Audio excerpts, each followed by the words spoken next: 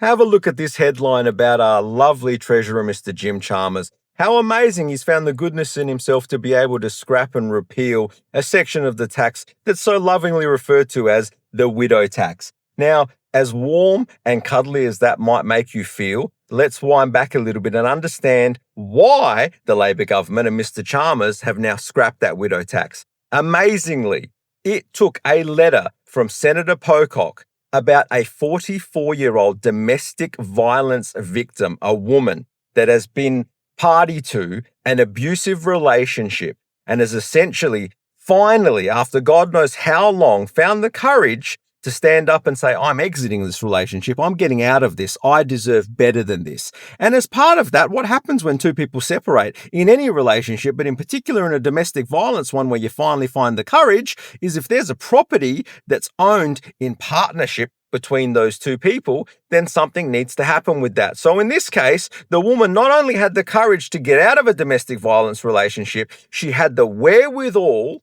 and the absolute amazing level of self-belief and confidence to say, you know what, I'm actually going to buy a home from you as well. I'm going to buy your share of it out. Now, what that does under the tax system is it creates a tax event, right? When you buy out your partner, even if it's your ex-partner in a domestic violence situation, before this was scrapped, what happened is that created a new tax setting for that property. So that property was no longer eligible for the CGT and negative gearing discounts that it was when the grandfathered clauses came in. So what did that do? This poor woman, in the middle of going through one of the most horrific circumstances anybody could go through, exiting a DV relationship, was then knocked back by 3 banks when asking to refinance the property that she wanted to live in.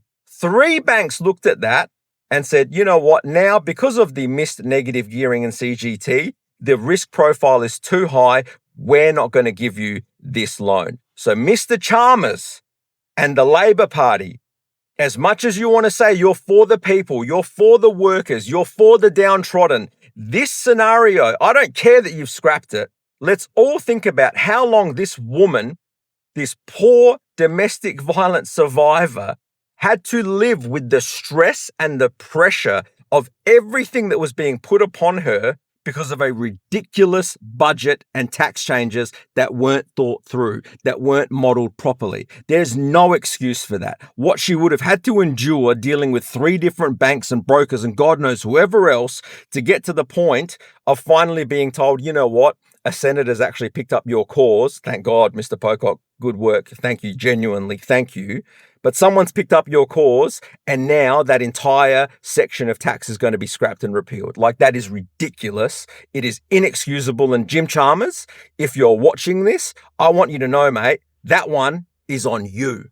Alex Money.